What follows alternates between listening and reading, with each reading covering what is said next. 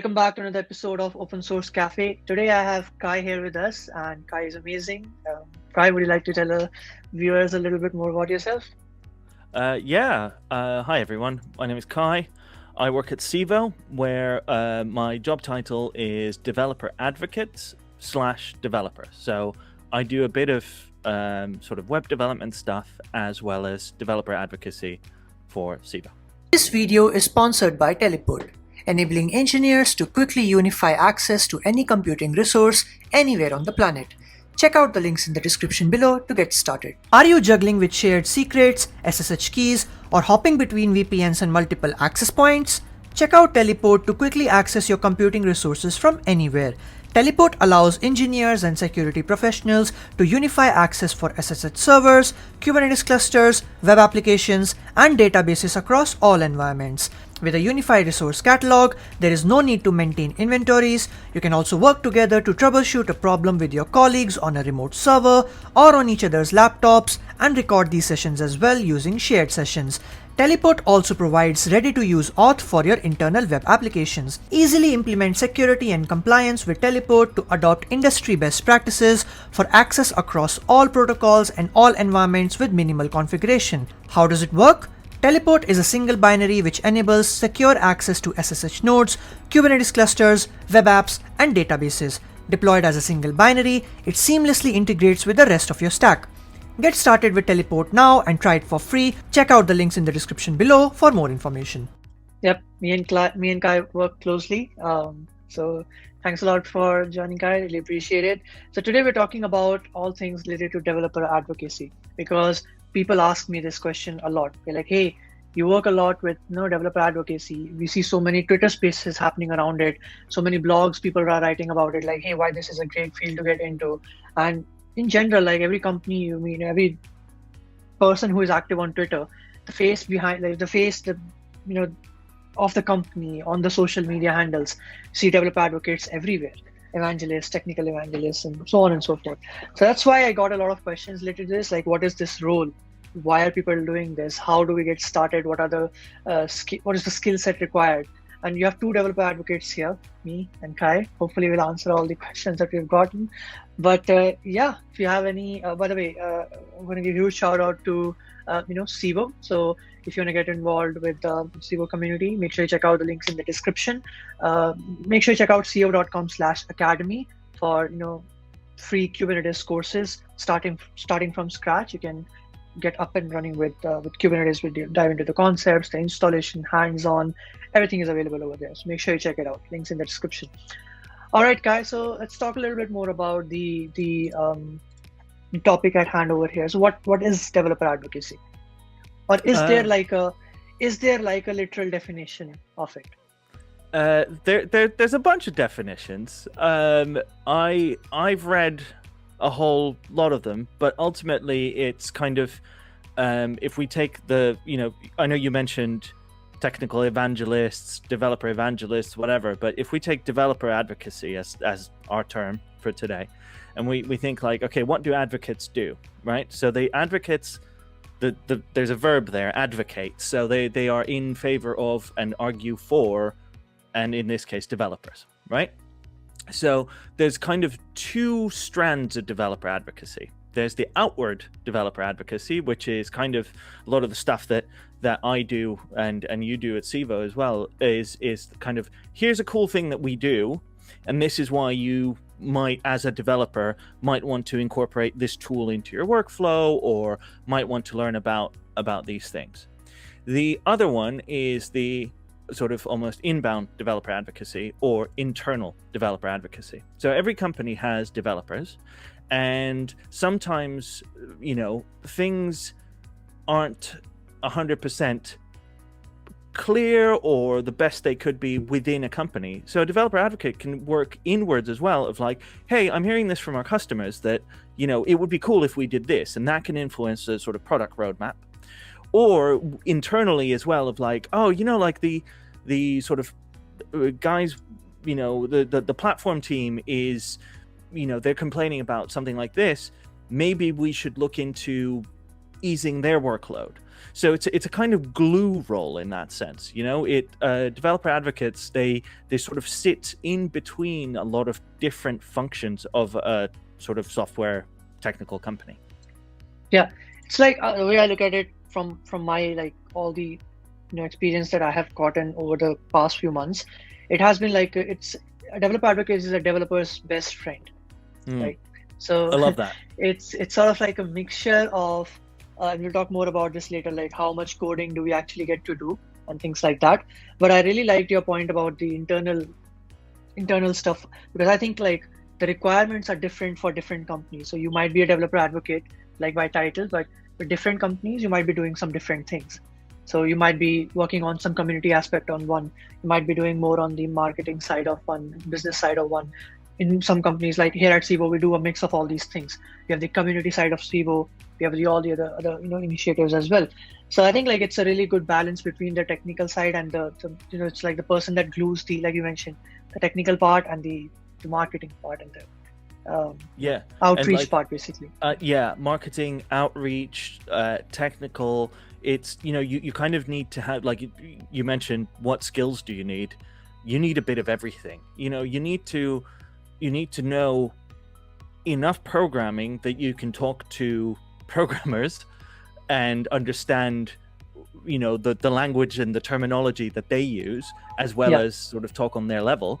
But then you also need the sort of I guess the translation skills of taking that language and talking to product managers or your marketing department or somebody else who is not an expert, right? And sort of say in terms that they will understand what the needs that are being communicated are. And then the sort of third strand of skills is just built from that communication side, is good writing and presentation skills are really good, because you will ultimately, it's a communication role. Yeah, you'll be writing docs as well, I think, and you'll be doing technical workshops at events, which we'll talk more about later. So it's like a little bit of everything. Cool. Let's talk about you though. How do you get into this role, and what made you like get into developer advocacy? Is it like were you like doing something else before developer advocacy? What was the motivation? I was doing something completely different. So so I've been at CIVO for just over 2 years now. And CIVO was actually my first ever technical role. So I joined straight out of a boot camp. Before the boot camp, I had been working in the beer industry, doing marketing and sales and some actual brewing as well. So like that was the most immediate background before I decided to jump into a boot camp. And so this was a web development boot camp, and I joined CIVO as a web developer in 2019. And it was only maybe a couple of weeks in, and I was doing this sort of, beginner web developer stuff because I was hired as sort of, junior developer, that our CTO, Andy, was like, have you heard of developer advocacy? And I'm like, no, but tell me more. And he's like, you like talking to people, like you don't mind hanging out with people. And I'm like, no, that's true. I like people. I like having a good time. And so he sort of passed me a book called the Business Value of Developer Relations, which I we'll put that in the description, I'm sure. And it was that's the book for developer relations, developer advocacy, sort of in the industry. And clearly, I think he saw something in me that, they'd hired me for a web developer role, but maybe they could use me for something else. And I just jumped both feet in.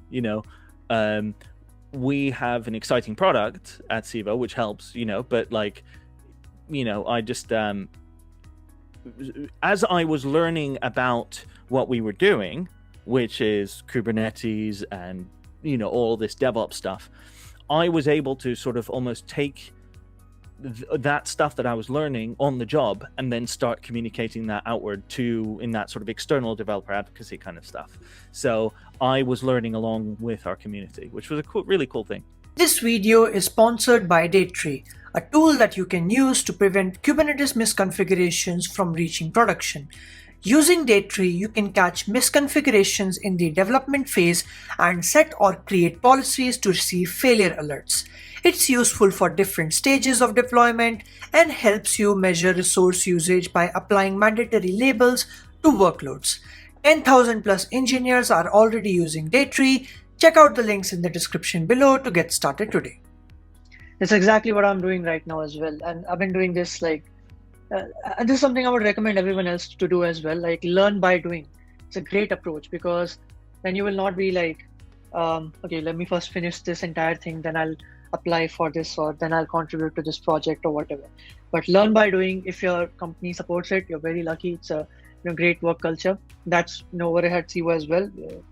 They're always so supportive about whatever you want to learn. Go ahead. You want to do this? Go ahead. You want to work on your CKAD, CK, CKS or whatever. You just go ahead and do it.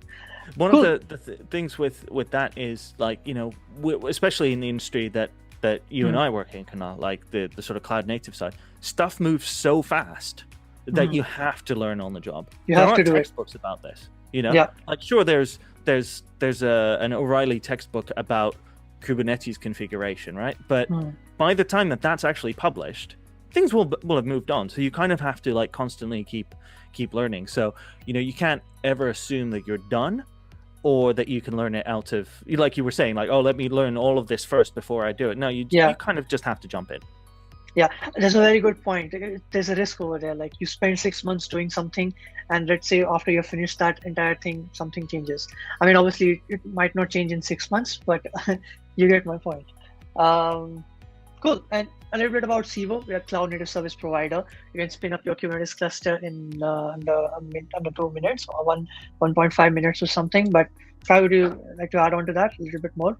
Yeah, so I think the big thing that differentiates CIVO as a sort of cloud services provider is that we try to be developer focused. So again, that's where the sort of developer advocacy side comes in. We're trying to be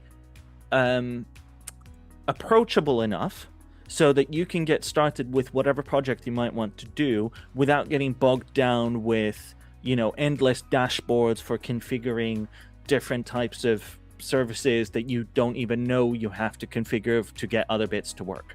So part of the way that we do that is by trying to have a sort of streamlined Kubernetes distribution for your services, which is the K3S distribution, originally developed by Rancher Labs, and that allows us really quick startup times, but also a sort of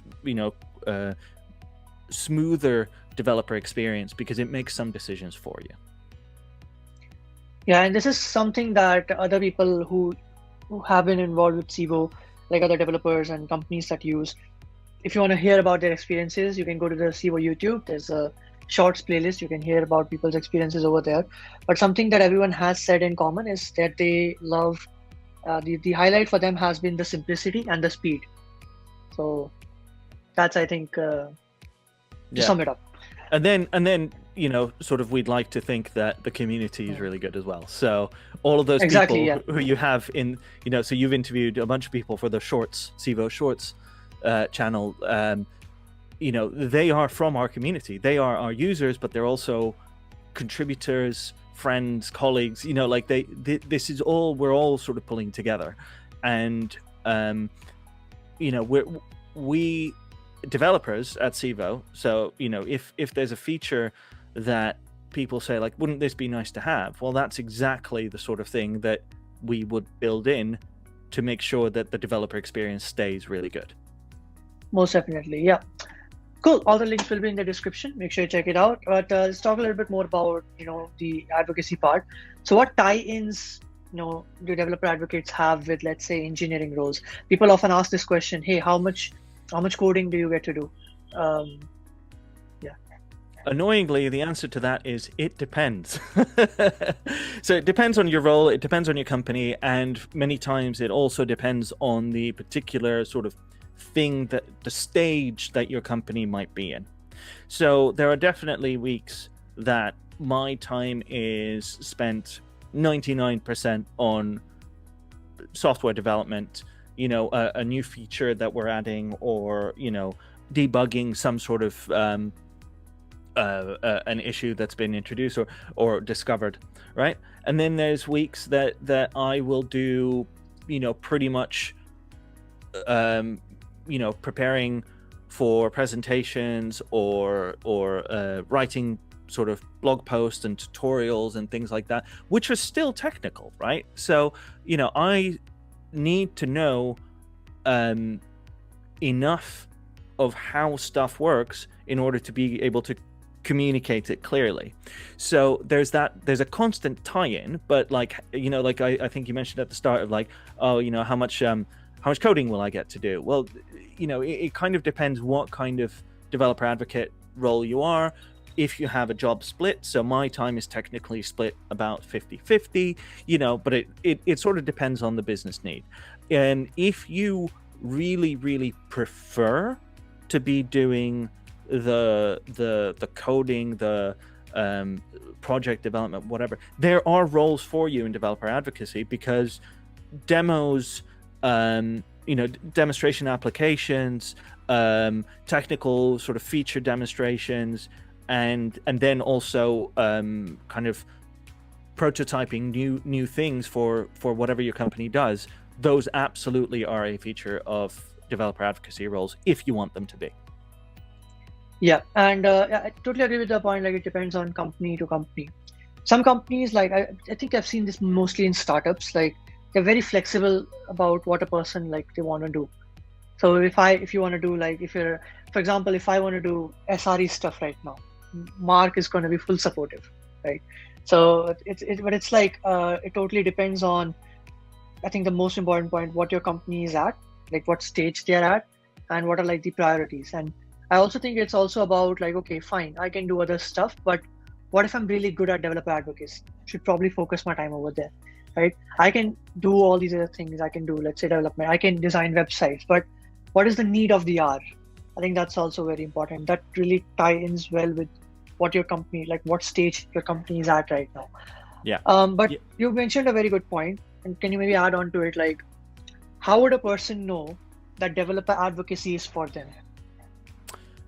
I think one of the things that you will, I think you'll know if it's not for you. So if talking to people on a YouTube stream or in front of a crowd when we can do in-person live events again, or meeting random people at in the corridors of an event, if that scares you, developer advocacy might not be for you, right? I mean, you can definitely train yourself into that, but if that's, not everything is for everybody. So if you feel more comfortable around people and talking to people, and you're comfortable with technical concepts, but you really are able to distill it down, like explain like I'm five type of thing, if you can do stuff like that and you enjoy it, then it's for you, right? So it's I the same way that if you have if you train as a web developer, right, you might go, oh, I really like front end, I like making things, like I like working on the design and the buttons and the sort of flow of the user experience. You might really like that. Or the same way, you might go like, oh, I can tell you when stuff looks good, but I wouldn't be able to necessarily make it that way. I could train my eye, but I think I'm better used on the back end. And I'm specifically speaking about myself here, is like I'm much better and much more comfortable working on databases, sort of APIs and things like that then help the front end do its thing. So you kind of, I think a lot of people will kind of naturally feel whether they are comfortable doing that sort of role, because it is a very sort of social and sociable role. Yeah, really love your point regarding you would know if it is not for you. It's a good point. But do give it a try. There's a lot of communities you can get involved with, so you can get you can get a hint of developer advocacy without actually getting a role like that. Go ahead, yeah, Kai. and I was just gonna say, like, if you don't know if something like that is necessarily for you, I would say if there's any kind of technical meetup in your area, is definitely, you should be going to them anyway, but or watching them on YouTube because they're still all virtual. But if you have an idea, pitch it, even for like one of those lightning talk 3-minute things, and it doesn't have to be like super in depth, because if you know something about a particular thing, there's chances that 99% of the world's population will not know that, right? So, and again, we're talking about advocacy and advocating for stuff. Like, if you're interested in something and if you believe that a particular tool is cool, pitch a presentation at a meetup about that tool and about using that tool, and see how that feels. And if it feels great, keep doing it. Yeah.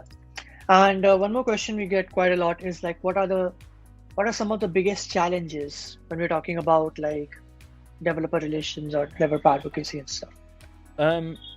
Just in terms of personal, for me, it's context switching and sort of keeping tabs on everything that's happening. So I said earlier that this industry moves incredibly fast anyway. And then when you're trying to keep up with the industry, but also sort of maintain a kind of relationship with the product you're building, and you're dealing with community stuff, and and this might be different in bigger companies, but CIVO is a startup. There's a couple of dozen of us, so we're necessarily doing a bunch of things all at the same time. But I think with developer advocacy, because there are so many different streams, not just the internal, external, but also just different methods of doing it, context switching and making sure that you're on top of everything is one of the biggest challenges. Couldn't agree more on that. And I think like some of the challenges that people face is balancing the interests of like the company and the community. Yeah, that's a good point. Like, yeah, because your company will necessarily focus, your company has a thing that they do. And then communities quite often, they want to be and they want to feel heard and listened. And like I was saying about CIVO, like we really believe that that's the way that we build a company. But then, marrying that to the strategic vision of the company can be a challenge. Yeah, it's like the balance that we have found. It's great, but I have talked to other people who find it difficult to do it. Some people I know who are introverts who get into this role because it's sort of like they're extroverted introverts. Yeah, if that makes sense. it absolutely does. Yeah, like you can be. That's the other sort of challenge. I would definitely class myself in that sort of vein of like, I like hanging out with people and I like talking, as you can tell, like I like talking and just sort of doing this kind of thing. But yeah, it can be very tiring. Because if you are the public face, or if you are a public face of anything, then switching off from that can be a challenge. Cool. Yeah, totally agree. Alrighty, we talked a little bit more about this previously. So we talked about like events and stuff and how in-person events you have to go. And there's something I have noticed, to be quite frank, I haven't because when COVID hit, I was in my second year, I think, and now I'm in my final year. So 2 years in COVID, 2 years with no in-person events and stuff. But I'm sure like once the ban and everything is lifted, we're going to travel quite a bit, because developer advocates do that. So how do you find, I'm a student, but how do you find like the work-life balance when getting to travel so much as a developer advocate? Right now I haven't traveled very much for this role either, because things sort of shut down fairly soon after I sort of really got going with this aspect of my role. But I think the main thing is to set boundaries. And make sure that you are that you have a routine. Like if you're traveling for work, and if you are staying at some sort of hotel next to a conference or whatever, and you're there for a week, you can't do 24 hours a day of everything, as much as you'd want to. So the biggest industry conference in the world happens once a year, and it's 1 week, and you think, I can stay up and do all of this. No, you'll have to set some boundaries. You'll physically be a better off yourself and a better asset to your company that you're representing if you make sure that you get enough sleep, that whatever exercise you do, that you do it, and that you sort of make sure that you're in a state where you can perform at your best.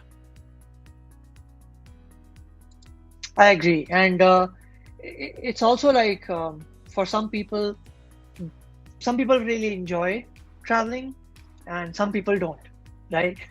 So again, it's like also a matter of, I think, personal preference. And Cool. I think this sort of COVID thing has demonstrated that there are ways that you can engage developer audiences While being that at are home. not necessarily in-person events. So even if you don't like traveling, you should probably do a little bit of it when you're able to, just in terms of seeing all the different ways that people engage. But you are able to be effective remotely as well. Couldn't agree more. All right. Next question is a little bit more about you. So what do you spend most of your time doing? We've kind of alluded to the fact that at CIVO we are we're sort of all hands on all decks kind of company. So I do sessions like this, talking about the industry in general. I do kind of technical presentation, like we have community meetups and other kind of events where I will sort of demonstrate things using the CIVO platform. I write technical documentation and guides, and then the other sort of big part of our content is I also review stuff that the community, if they submit that, or our staff members write something, or even if they just have an idea, I help get that over the line, make sure that it all reads well to the biggest possible audience, and then occasionally I do some sort of software development stuff. All in one. And we, like I mentioned, we have some amazing announcements to come. So make sure you keep an eye out on the socials. All right. Yeah. Cool. And these are community announcements, so you'll definitely get a lot of things out of it. All right. Just one last question we have over here is that as a developer advocate, like it's not like we mentioned about the tie-ins, like it's like the glue. So can you maybe talk about that glue a little bit more? How does a developer advocate collaborate with other teams in the company, like the engineering, marketing, sales, CEO, and stuff? How does that work? Humility, I think. Knowing what you're good at. If you are in the sort of glue role, know when you're able to step in and help out.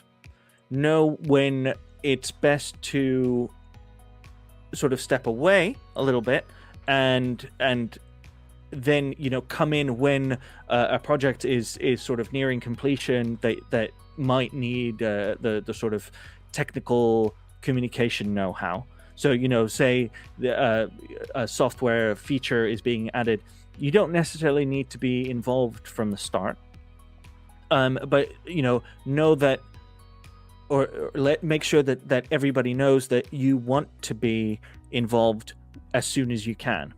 So what I mean by that is that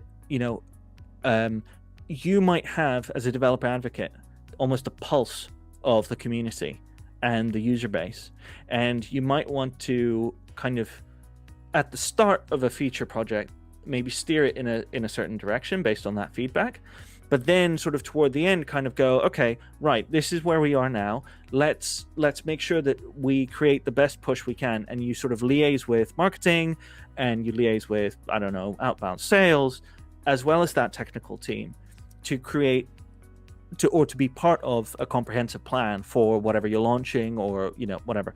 But then in terms of just day-to-day communication, is just have your fingers in many pies, but stay humble, right? So listen in. If your company uses a tool like Slack or Discord or whatever, keep tabs on what's being said. Sort of see where you're able to kind of just wave and go, hey, this sounds like an opportunity that maybe our team could help with, or this sounds like something really cool that you've come across.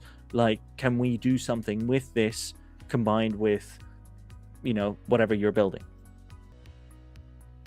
Couldn't agree more. Well, thanks a lot for sharing, Kai, and we discussed some really nice things. Hopefully you all got a little bit of an idea, but if you want to get more ideas, more experiences, the best way to is get involved, go to events. KubeCon is coming. If you're watching it in October, I'm sure if you're watching it in the future, then KubeCon would be coming. Because there will be another one soon. Yeah, the North America, Europe, and China. So these are the events KubeCon that happen. But yeah, do check out these events and just get involved. So you'll know if you're meant for the role, if you want to do that role, and it's definitely like you can train yourself to be good at it as well. It's not that like only few people can do it. It's just like you just need to have the passion, and you should just this goes for every single role out there. That do what you love, you love. And alrighty, definitely, like if you want to try it out, try out that sort of, like I mentioned, like doing a demonstration or speaking as a meetup. The more people do that, the better the industry is overall. Just, it's a fact, because the more information is out there and the more people know what it's like to be up on that stage, and they, you might find that it really works for you, and that's what you want to do, and then that means that you'll be the next superstar, and it's great. All right, well, thanks for joining, Kai, and thanks for sharing all the nice resources, the books and the CIVOs, academies, and all these things. We have a DevOps bootcamp as well that we just wrapped up. Check the description. Yeah, there's one more K3S versus K8 session, or I think it's tomorrow, Wednesday, 29 September. So yeah, make sure you check it out, and check the description for all the links. Show some support, follow all the handles and stuff, and we'll see you in the next one. Bye. Bye.